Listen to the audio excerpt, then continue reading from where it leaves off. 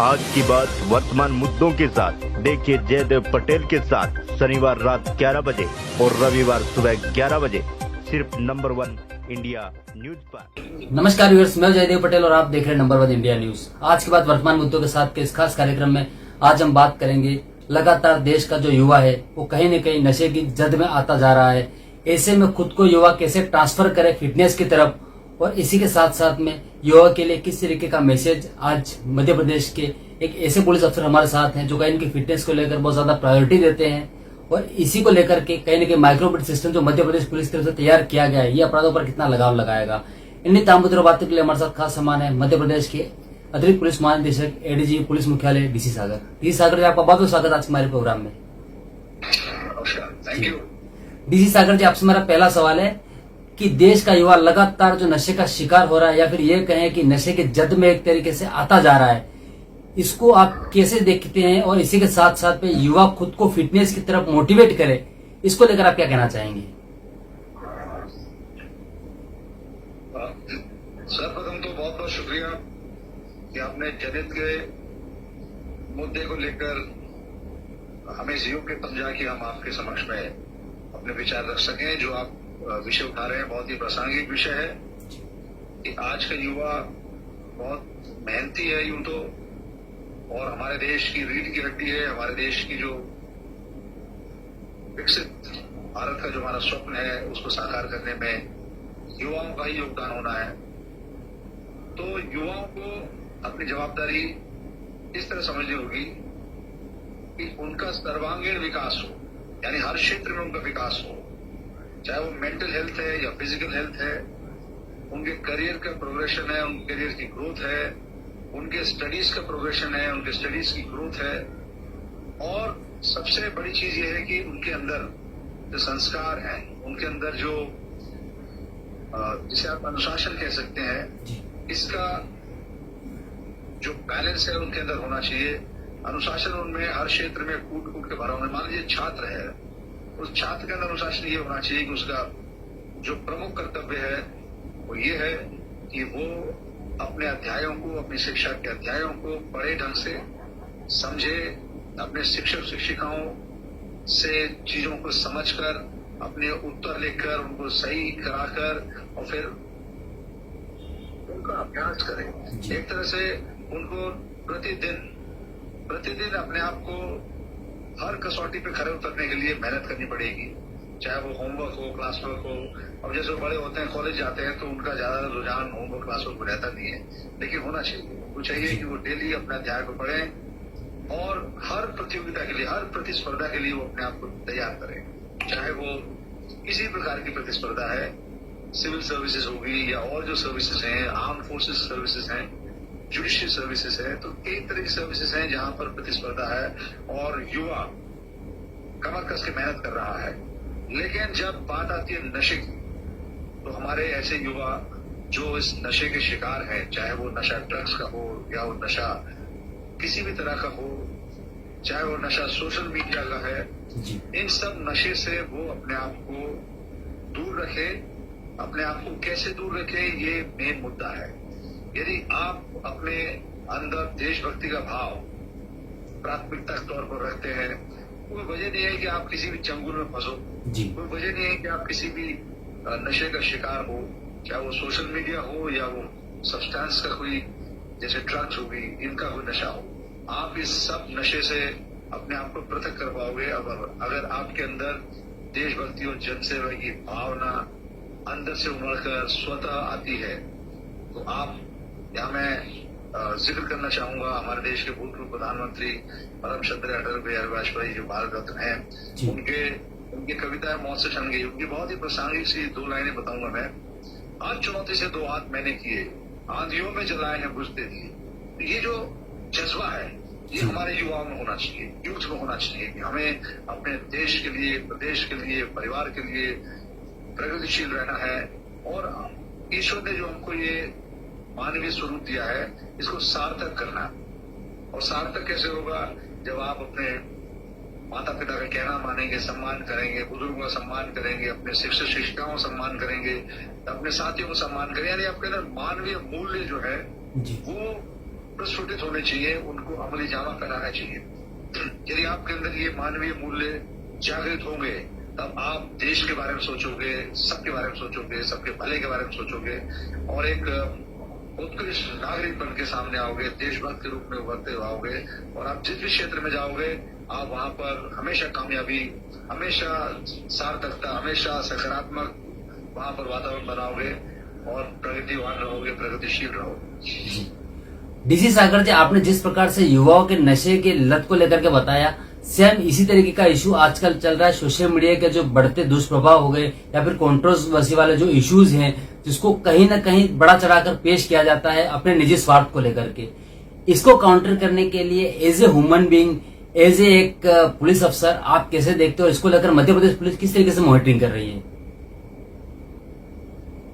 Madhya Pradesh police पूरी संवेदनशीलता से, पूरे निष्ठा के साथ, पूरी जवाबदारी के साथ युवाओं को, चाहे युवाओं में महिला है, पुरुष है और विशेषकर बच्चे जी, उनकी सुरक्षा, उनकी सिक्योरिटी, उनकी सेफ्टी, चाहे वो रोड सेफ्टी है या पर्सनल सेफ्टी है, उसको इंश्योर करने के लिए मध्य प्रदेश पुलिस हमेशा से कृतसंकल्प कर रही है और अब भी है।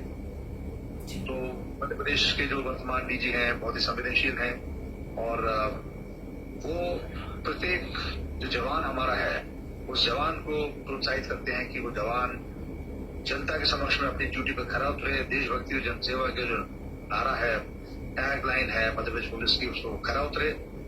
तो हर तरह से, चाहे वो डिजिटल वर्ल्ड है, चाहे वो साइबर वर्ल्ड है और वो किसी भी तरह का समस्या जो सामने आती है, उसके प्रति हमारे जवान, हमारे अधिकारी जनता को जागरूक करते हैं, वो किसी का शिकार ना बने इसके लिए उनको तैयार करते हैं। चाहे वो आपने कहा बीट, माइक्रो बीट सिस्टम है, चाहे वो थाने की प्रणाली है, ये सब जो सिस्टम है, ये देशभक्ति, जनसेवा, सेफ्टी, सिक्योरिटी, रोड सेफ्टी और साइबर सिक्योरिटी, इन सब से ये जुड़ी हुई है, रिलेटेबल है।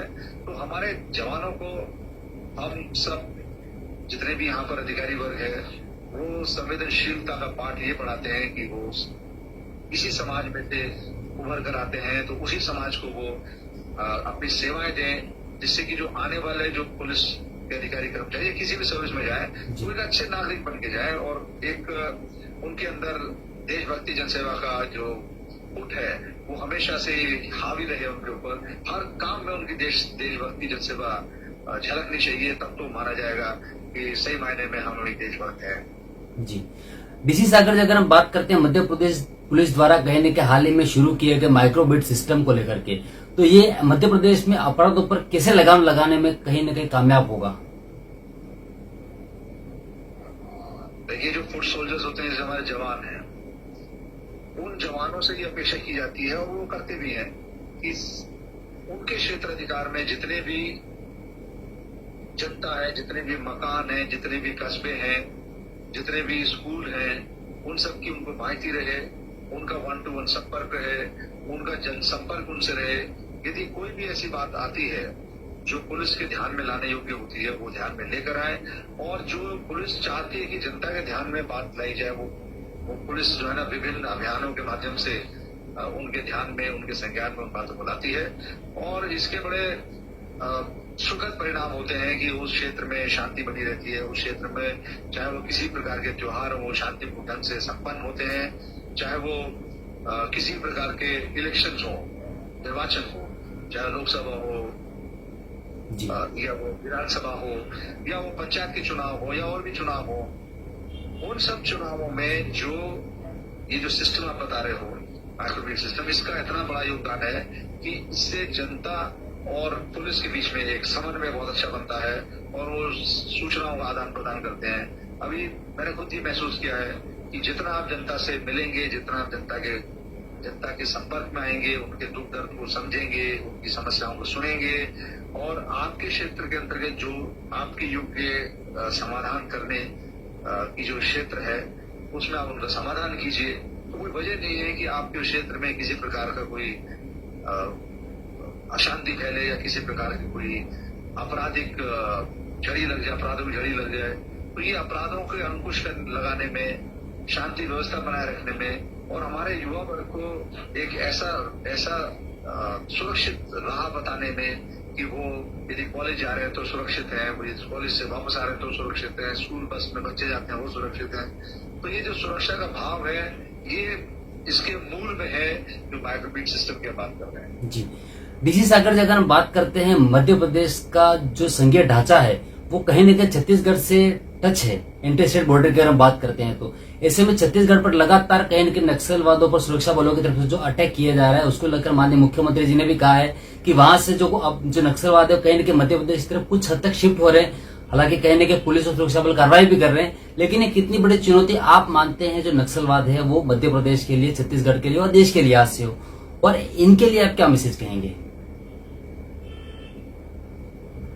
मध्य प्रदेश में जो नेतृत्व है माननीय मुख्यमंत्री जी, जो शासन की योजनाएं हैं वो शासन की योजनाएं जो चाहे वो ग्रामीण क्षेत्र है या वो शहरी क्षेत्र है, वो शासन की योजनाएं जो लोकहितकारी हैं, जनहितकारी जो योजनाएं हैं, वो योजनाएं संबंधित विभाग जनता तक पहुंचाएं और जब जनता तक ये योजना पहुंचती है उनको उसका लाभ मिलता है तो कोई वजह नहीं है कि वो नक्सलियों में किसी प्रकार के प्रलोभन में, किसी प्रकार के उनके दमन चक्र में वो फंसे, वो उसका विरोध करेंगे जी। तो ये जो योजनाओं का, शासन की योजनाओं का बिल्कुल अंदर तक प्रवेश करना है, उसमें हमारी सरकार, हमारे जो प्रशासन है खासकर, उसमें पुलिस भी शामिल है, ये सब उसमें पूरी निष्ठा के साथ लगे हुए हैं। यही वजह है कि मध्य प्रदेश में हम नक्सलवाद पर नकेल कर सके हैं और मध्य प्रदेश में जब भी यहाँ नक्सली यहाँ वहां से आते दिखते हैं तो हमारी पुलिस, हमारे जो विशेषकर जो हॉक फोर्स है, एसएएफ है, डीएफ है, ये जो फोर्स है ये सब मिलके जनता के सहयोग से उन पर प्रभावी कार्यवाही करने में सफल रहा है और आगे भी सफल रहेगा। मेरा तो युवाओं से कहना यह है कि वो किसी भी प्रलोभन, बहकावे में, बहलावे में न आए और अपनी पढ़ाई में ध्यान दें और किस प्रकार से हम अपने प्रदेश की प्रगति में योगदान या प्रदेश की प्रगति के योग्य बने, तो वो योग्य बनने के लिए हम वहाँ के खासकर जो बच्चे हैं उनको समय समय पर मिलते हैं, समय समय पर उनको काउंसलिंग करते हैं, उनको प्रोत्साहित करते हैं कि शासन उनको शिक्षा के क्षेत्र में और रोजगार के क्षेत्र में पूरी तरह से उनके साथ है, उनके साथ जुड़ी हुई है और उनको प्रोत्साहित करने में शासन हमेशा कृत संकल्प है। और यही वजह है कि यहाँ जो नक्सलवाद है उस पर मध्य प्रदेश शासन, प्रशासन, पुलिस अंकुश लगाने में प्रभावी रूप से कामयाब रही है जी।